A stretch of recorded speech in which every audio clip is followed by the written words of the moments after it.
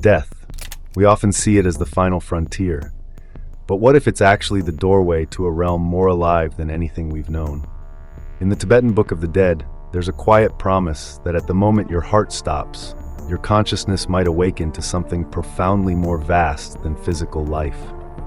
It's a paradox that has baffled Western science for centuries. How can ultimate finality also mark the beginning of a joyous, if mysterious, passage? Why do monks who study these texts spend decades meditating specifically on impermanence? It's not a morbid fixation. It's an attempt to master the art of transitioning beyond the body without fear or confusion. Some accounts even suggest that properly guided souls can shape their next existence, or even escape the cycle completely. Think of that for a moment. What if that unstoppable force we dread is actually the most transformative experience we'll ever have? The ancient text describes luminous realms, terrifying illusions, and states of consciousness so vivid they can feel more real than anything we know in everyday life. According to the Tibetan tradition, the crucial secret is recognizing these visions for what they are, projections of our own mind. But there's a catch. You have only brief windows of time to realize this truth before you're pulled back into yet another life. We're about to explore 4 shocking revelations hidden within these teachings, each one challenging our assumptions about life, death, and identity. So, hold on to your curiosity, because if what the Book of the Dead says is true, then everything we think we know about dying is only half the story. Have you ever wondered why certain people claim to see bright lights or feel overwhelming peace at the brink of death? The Tibetan Book of the Dead suggests these fleeting glimpses are just the beginning. In its pages, there is a clue that the so-called afterlife might be more interactive and more labyrinthine than we dare to imagine. Here's the unsettling part. In the earliest moments after you die, you may encounter what appears to be a resplendent clarity, a dazzling radiance meant to reveal the true nature of your mind. But it's not all comforting beams of light. The text also warns of surreal illusions, wrathful deities, haunting noises, and chaotic visions that can trap your consciousness in cycles of terror. Are these literal entities? Or does the book imply they are manifestations of your own accumulated fears and desires? It's a haunting puzzle that challenges us to question the boundaries between internal and external realities. If you think this is just symbolic poetry, consider that many near-death experiences across cultures share uncanny similarities. Tunnels of light, life reviews, an overwhelming sense of unity, or sometimes hellish hallucinations. Could these be modern echoes of ancient truths? What if there's a secret method to navigate all this? A formula hidden in esoteric instructions, designed to help your consciousness remain unshaken, even as illusions swirl around you.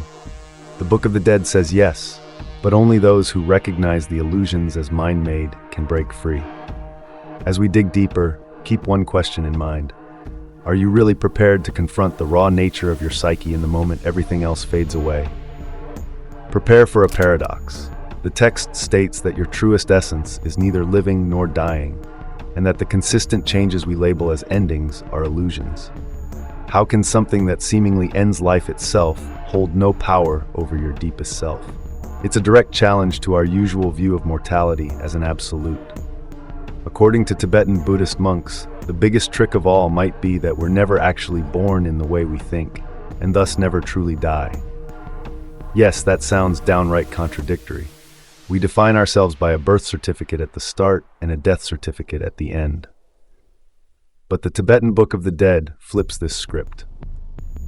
It dares us to see consciousness as a continuum, a shape-shifting flow that adopts forms like a traveler changing outfits. This might disrupt every assumption we hold about identity. What if we're not a single life encapsulated by a name and face, but rather a recurring wave on an infinite ocean? If that seems too abstract, think about the personal transformations you've already undergone. Over time, you've been many selves, a child, a teenager, an adult, each with different beliefs and personalities. The book suggests that death is simply another transformation, albeit on a grander scale.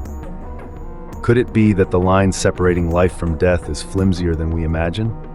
Maybe the real question is not whether we survive death, but how we navigate this cosmic shift. If we stay stuck in fear, we may be like someone spiraling in a nightmare, never realizing it's all in their mind. Break the pattern, though, and an entire realm of boundless possibility opens up. Remember the first time you lost someone close, or even a beloved pet, and felt that quiet ache of finality? The Tibetan tradition doesn't minimize that pain. Instead, it offers an unexpected solace, the notion that love and connection do not vanish when the body is gone. Some practitioners speak of spontaneously sensing a departed loved one's presence, almost like an echo of consciousness that lingers. The Book of the Dead suggests that this lingering is not simply imagination. It's the subtle interplay of energies that haven't quite dissolved. Imagine standing beside a hospital bed, hearing the beep of machines, feeling the tension of a final breath. It's in that moment, the text implies, that the newly liberated consciousness begins a journey through various bardos, transitional states. One such bardo is said to be filled with familiarity, where scenes from life replay vividly. This is the time, according to the teachings, for family or spiritual guides to gently remind the soul of its true nature, offering prayers or mantras that help transform confusion into clarity. Yet, there's a bittersweet edge. If the deceased had cultivated deep spiritual insight, they might instantly recognize the luminous clarity. If not, they may drift into illusions shaped by unresolved emotions. It's a poignant reminder that how we live today, our habits, fears, and attachments, will follow us beyond the grave. Can you picture how every heartbreak, every joy, might color the tapestry we weave even after death? In those fragile intervals, compassion becomes an anchor. Practitioners say that by radiating love and guiding words to the departing soul, you can help them navigate the mysteries ahead. Suddenly, death isn't just a loss, it becomes a possibility for a final gift. This is where the real acceleration begins. According to the Book of the Dead, once you're past those initial phases of luminous clarity and potential confusion, you might be thrust into cosmic realms that mirror your most guarded secrets. These aren't just random fantasies, but meticulously generated reflections of your karmic imprint. Picture a cinematic rush of images, swirling faster than you can process. Brief but intense episodes where every thought, intention, and hidden desire instantaneously takes shape. What if there's a method to harness this phenomenon instead of being overwhelmed? Tibetan masters have taught precise meditative strategies and recitations to help the consciousness stay present. Think of it as training for the ultimate marathon, one that doesn't test your muscles, but your ability to stay steady against an onslaught of illusions. The text even hints that those who master such practice might choose the circumstances of their next rebirth, or consciously transcend it altogether. This isn't just some mystical story.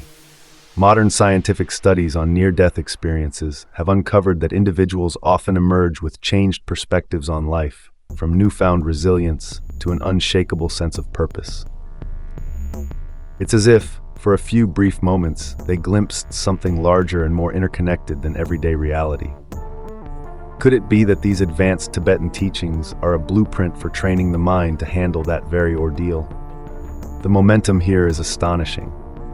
Once the illusions start, there's no stable reality to cling to, just wave after wave of mental projections. If you haven't anchored yourself in genuine awareness, you risk being swept away. But if you remain lucid, a door opens to actual spiritual breakthroughs. The difference is monumental, and it all hinges on a single question. Will you be ready when it's your turn? So where does this path ultimately lead? The Book of the Dead outlines a hidden corridor, a moment so fleeting that it can either liberate you from the cycle or seal your fate for another round. This is when the illusions fade, and a startling realization dawns. Everything you've seen is a reflection of mind. If, in that razor-thin gap, you can recognize the true nature of consciousness, the scriptures say you may achieve a profound liberation, sometimes called Buddhahood or enlightenment. But here's the catch. Most souls, overwhelmed by habit and fear, miss that opening. They cling to something familiar, whether it's longing for a partner left behind, a family role, or even an unfulfilled dream. That longing, in turn, directs them into new forms of existence, effectively closing the window of ultimate recognition. It's like standing at the threshold of a secret garden, only to turn away and walk back into the world you've always known. Why don't more people talk about this?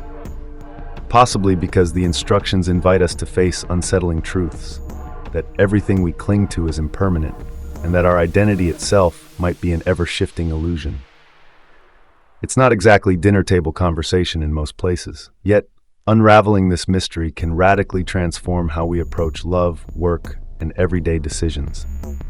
By understanding these final steps, we approach the heart of the book's teachings.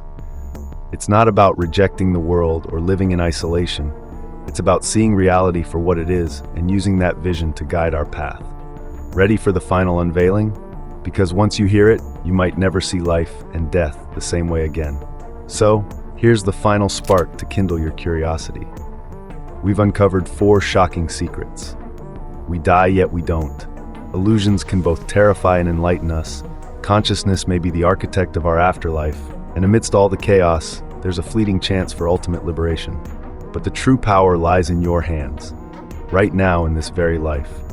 Everything you do, think, and feel shapes not only the moment you leave this body, but also the possibilities that await.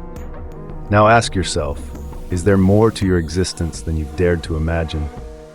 The Tibetan Book of the Dead doesn't demand blind belief. It invites direct experience. Dare to question your assumptions. Dare to explore meditative practices, or even just reflect deeply on impermanence.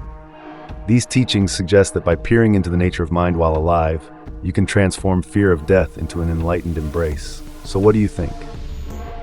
Is this concept of an illusory afterlife a comforting insight, or does it challenge everything you've been taught to accept? If you've ever felt a stirring that life holds deeper layers, some intangible realm just beyond the visible horizon, then these ancient words might be your roadmap. Perhaps the greatest secret is that you hold the key hidden in plain sight. Are you ready to open that door? Share your insights or puzzling questions below, and spark a conversation that transcends our usual boundaries. Subscribe for more explorations that probe the edges of human understanding. Because if even a fraction of what these ancient texts claim is real, then none of us can afford to look away.